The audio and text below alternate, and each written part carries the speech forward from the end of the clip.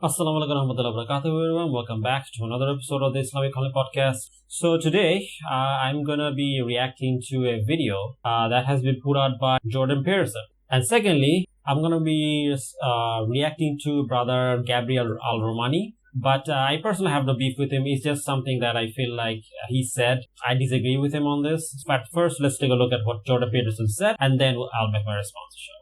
Hi, all. I have been informed by many sources and also observed online, not least because of my discussions with a variety of Muslim thinkers, supporters, and critics, that I have developed an audience in the Muslim world. I would first like to say that I could not be more pleased or honored that such is the case. It has been so heartening to see that my biblical lectures, for example, attracted a large Muslim audience, and that the comments from the Muslim watchers and listeners to my YouTube channel and podcast have been so extraordinarily positive. And all this is lovely to see in the aftermath of the extraordinary Abraham Accords, which have laid out the possibility for peace between all the people of the book in an unprecedented manner. So at first he says that he is glad to see that a lot of Muslims viewers are watching his videos. This is good, especially after the Abraham Accord. And according to him, the Abraham Accord is establishing peace between the people of the book, or the Jews and Christians and Muslims, right? What the hell is this Abraham Accord? Well, according to Washington Institute and AP News and Wikipedia, this is the definition you get. Well, Abraham Accord is the agreement with the UAE, was officially titled the Abraham Accords Peace Agreement, Treaty of Peace, Diplomatic Relations, and Full Normalization between the United Arab Emirates and the State of Israel. The agreement between Bahrain and Israel was officially titled Abraham Accords, Declaration of Peace, Cooperation and Constructive Diplomatic and Friendly Relations, and was announced by the United States on September 11, 2020. So, the Abraham Accords is basically Muslim countries bucking to these Zionist scumbags. That's what Abraham Accord is. Okay? And according to Peterson, this is a sign of, this is a sign of like people of the book making peace. No, it's not. This has nothing to do with peace. I mean, on Al Jazeera, they actually wrote a report. And in the report, they actually interviewed a Palestinian businessman, and he said that how Israeli government blocks all his way of making money to the point where he had to let go of a lot of people, and it is affecting their economy in a serious way. So, in case you guys don't know, basically the Israeli government has put a serious blockade around Palestine or Gaza. And people cannot go outside and they cannot come inside either. Okay? And you have a situation where it's basically a prison. It's basically an open prison, and it's almost like they're enslaved, right? You know how slaves cannot leave without the permission of the master? It's the same thing. They're basically enslaved. What the businessman, he said the following. Al-Qudri also added that the blockade threatens the food security of about 70% of families in Gaza, with about 300,000 workers unemployed and 80% of factories closed. So yeah, Israelis are making the Palestinians starve because they know that this blockade will, make people of Palestine or people of Gaza starve, and they're doing that. Amnesty International actually wrote a very lengthy report. They said the following. By the end of 2019, Israeli forces had killed 240 civilians, including 46 children. And in another place, they said, Palestinian citizens of Israel who comprise about 90% of the population face many forms of institutionalized discrimination.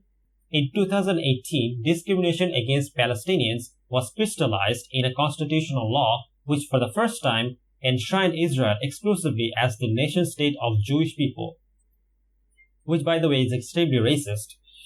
The law also promotes the building of Jewish settlements and downgrades Arabic's status as an official language.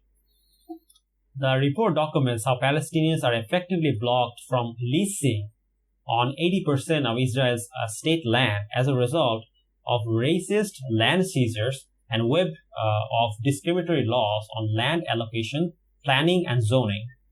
35 Bedouin villages, home to about 68,000 people, are currently unrecognized by Israel, which means they are cut off from the national electricity and water supply and targeted for repeated demolitions. Okay? But there's more. In the OPT, or Occupied Palestinian Territory, the continued expansion of illegal Israeli settlements exacerbates the situation. The construction of these settlements in the OPT has been a government policy since 1967.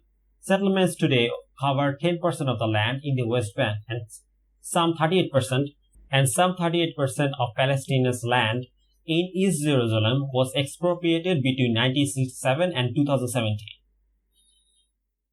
A 700-kilometer fence, which Israel is still extending, has isolated Palestinian communities inside military zones, and they must obtain multiple special permits anytime they enter or leave their homes.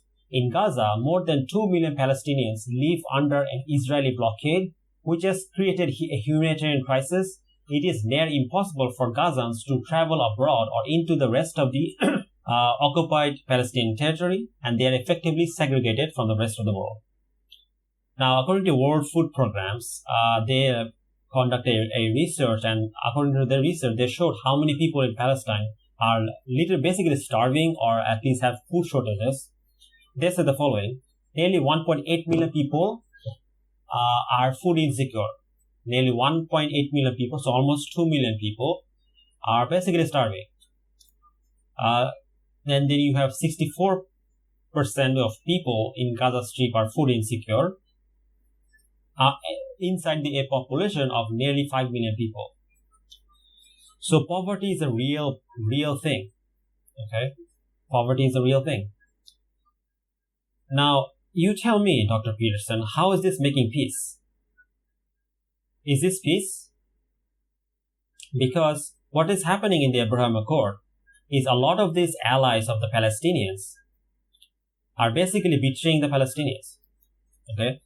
They're moving away from supporting the Palestinian cause to support an oppressor. Okay? That's what they're doing. Now, from an Islamic point of view, obviously, this is completely wrong. And we have to speak out about this because we have, there's a many hadith from the Prophet ﷺ. Because of one hadith in Prophet ﷺ where he said, the best fighting or jihad in the path of Allah is to speak a word of justice to an oppressive ruler. You can read about this in Sunan Abi Dawud, 4344. It's been graded as Sahih by Sheikh Albani. Then another, in a Quranic verse, Allah subhanahu wa ta'ala says, Allah only forbids you from those who fight you because of religion and expel you from your homes and aid in your expulsion, that you make allies of them. And whoever make allies of them, it is those who are wrongdoers. So if you're a Muslim country and you're allying with a kafir group of people who are expelling our own people, you're doing something extremely wrong. And Allah subhanahu wa ta'ala literally made this abundantly clear in the Quran. Okay? You're doing something horrible. Okay? So you have to fear Allah and you have to stop doing this.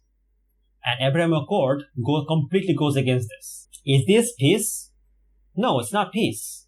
It's oppression. It's injustice. Okay?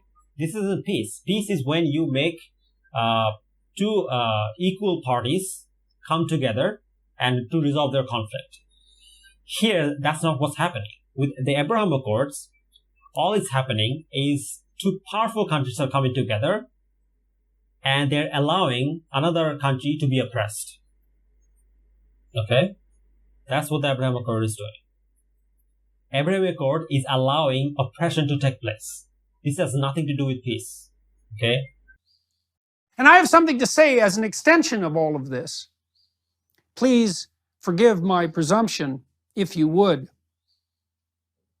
It is time for those of you in the Muslim world to stop fighting among yourselves, you Shiites and Sunnis, and also time to stop regarding the Christians, and even more specifically, the Jews, as your enemies. Why? not least because you have the enemy located in the wrong place.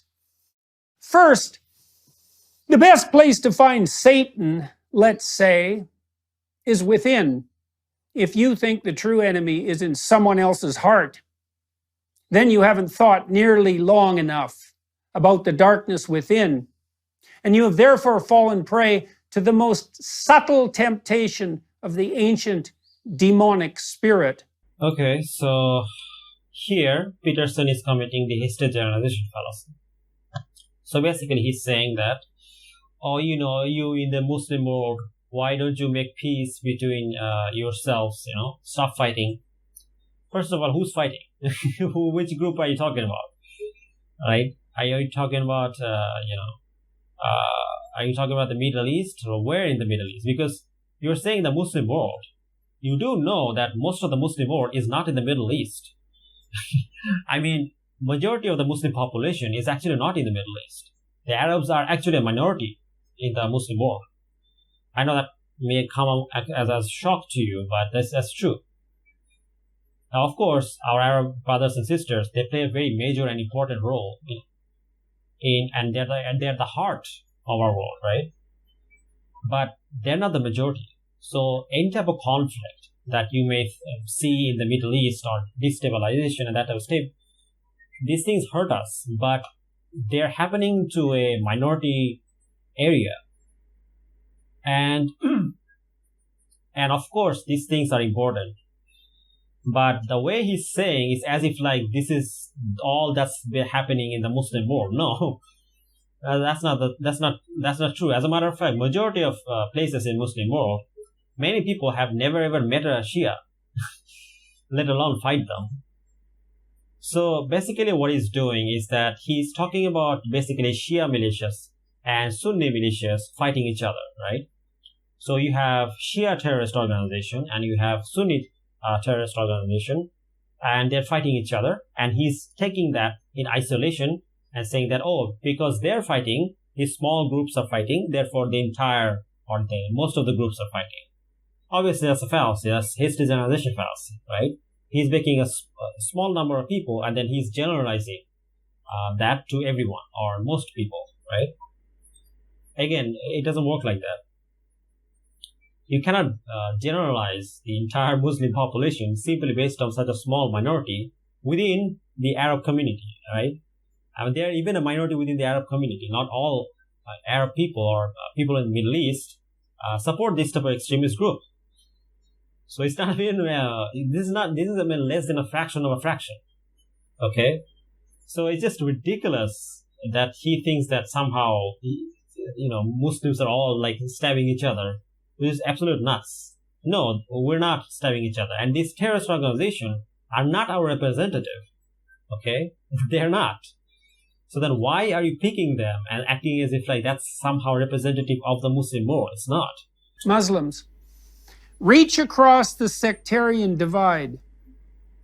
Shiites, find a Sunni pen pal. Communicate with someone on the other side. Sunnis, do the same. And then, maybe, reach out, tentatively, to a Christian, or even, heaven forbid, a Jew. Because perhaps it is time for those who purport to be followers of God to act like it. Is there tension between the Sunnis and Shias? Of course there is. The Shias are wrong in many aspects in terms of religious creed. And I'm glad that Dr. Peterson mentioned this, because this type of dialogue and discussion is already happening. Okay, it's happening on YouTube. You don't have to invent a new kind of electronic platform. It's happening on YouTube. Okay, if you go to any like Speaker's Corner video, you will see Sunnis and Shias debating and discussing. Okay, you will see many YouTube channels where we have live streams, like for example Iya Dawa or Hamza's Den, where you have people of different faith groups all coming together and debating and discussing. And trust me, that's a good thing. So these type of conversations are happening, and this even me talking to you is a way of us communicating, right? I mean, me giving dawah to you or telling you about Islam is also part of this, right? So Yeah, this is happening. So in case you're worried about that, you don't need to, because this is happening. Discussions and dialogue is happening. And with this, I'm done with Jordan Peterson, but there is one more thing that I want to respond to. And this is actually a response to Brother Gabriel al Romani. Now, again, this is not some kind of attack. There's some things I disagree with the brother, and hopefully if he sees this video, maybe it will benefit him. So let's take a look and see what he says. First and foremost, point number one. Are you shocked that he said that? I'm not. Why am I not shocked? Because he's not a Muslim. He's had a lot of success. Do you think he doesn't have an ego? That he will come and propose the solution, that he can be the savior, Jesus Christ, for the Muslims? Of course, I'm not shocked. Like, I don't know. I don't understand why these brothers are shocked. I don't understand the thumbnails. I don't understand why everyone's like, oh my God. This is the problem with us today. We're suffering from this inferiority complex.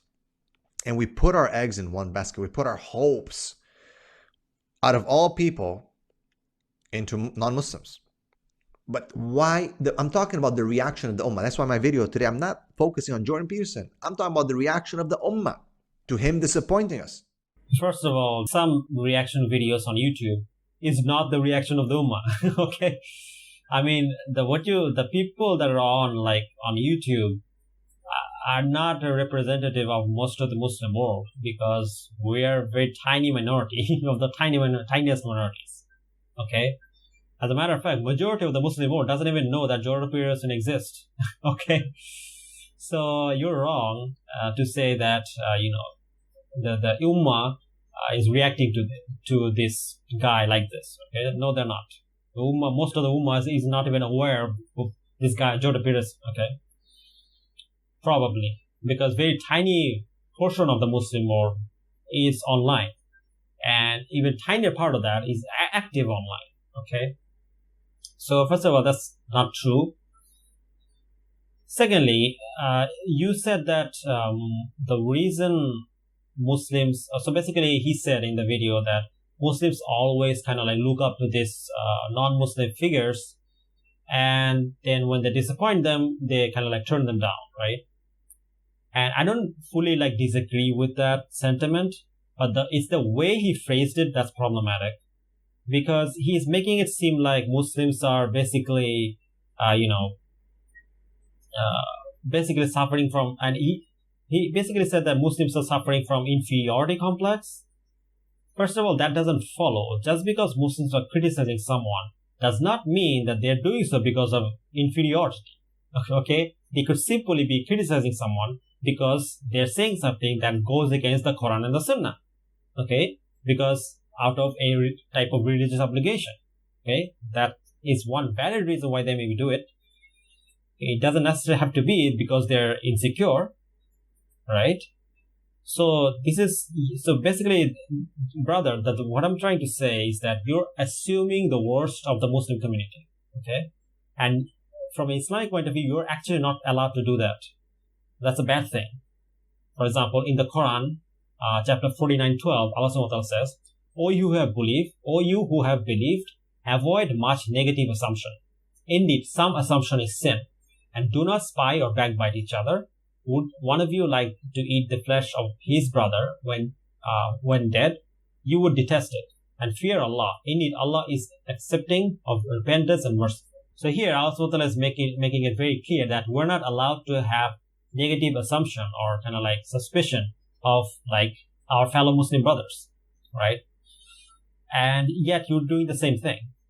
You're basically assuming the worst of the Muslim community. You're saying that they're doing this because they have inferiority complex. How do you know? Where's the evidence for this? He could simply be doing this because, they don't like what Jordan Peterson said and they disagree with it because it goes against the Quran and Sunnah. And it has nothing to do with being, feeling insecure. So you're just assuming the worst, like I said, without any evidence. And you're assuming negatively of the Muslim community. I mean, how can you think of like this about your brothers? It's not fair. And Ibn Kathir actually said the following. And he quotes Umar bin al-Khattab saying the following. And Umar bin al-Khattab said, never think ill of the word that comes out of your believing brother's mouth, as long as you can find a good excuse for it. And in this case, you do have a good excuse for it. And yet, you're thinking the worst of the Muslim brothers who are criticizing Jordan Peterson. And you shouldn't be doing that, okay? And at the same time, I'm sure if Jordan Peterson or Sadhguru is actually sincere, they'll listen to this criticism and they will change some of the way they talk, right? So it's a win-win. So yeah, it's not a bad thing that the fact that Jordan Peterson is being criticized by Muslims. It's actually a very good thing. This means we're having dialogue and discussion. Okay, this is far better than Muslims community being completely silent. Why would you want us to be silent? But regardless, either way, this is not an attack on Brother Gabriel Romani. It's just my take on what he said. I think I disagree with what he said, but overall, I do agree with the sentiment that Muslims prop up non-Muslims too much, and I definitely agree with that. But I don't think you should have used the language of like, oh, Muslims are insecure. I don't think that's the case. And if you guys like the video, then like, share, subscribe, and don't forget to support me on Patreon or become a member on YouTube. And yeah, with this, I want to end this video. Thank you guys for watching. Jazakallah khair. Assalamu alaikum.